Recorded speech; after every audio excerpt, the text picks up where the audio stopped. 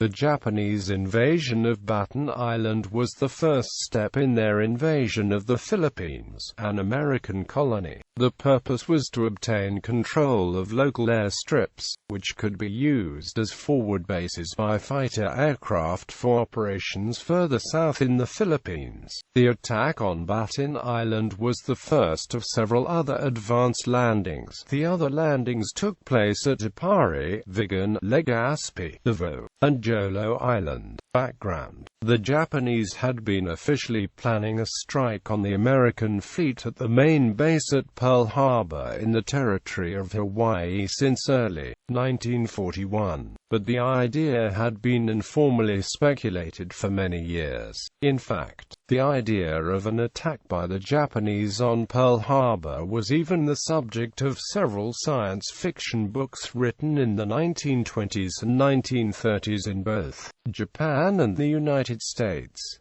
One such book was Morgan Robertson's Beyond the Spectrum. Following the 1931 Japanese invasion of Manchuria, beginning the Second Sino-Japanese War, Japan spent considerable effort trying to isolate China and to obtain sufficient natural resources to attain victory in China. The 1940 Japanese invasion of French Indochina was such an effort to control supplies. In response, the United States halted shipments of airplanes, parts, machine tools, and aviation gasoline to Japan.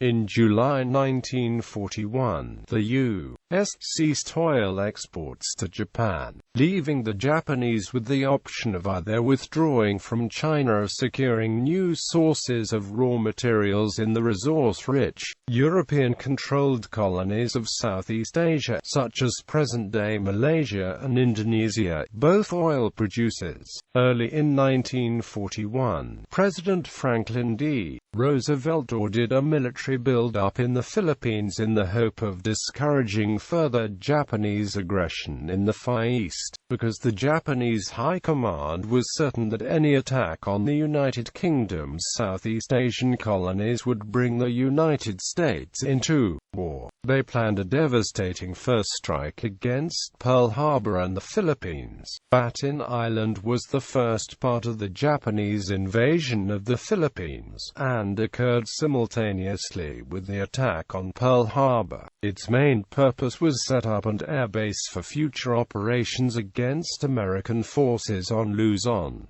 Landing and aftermath. The invasion was mainly launched from the Japanese port of Takao on Taiwan on 8 December 1941.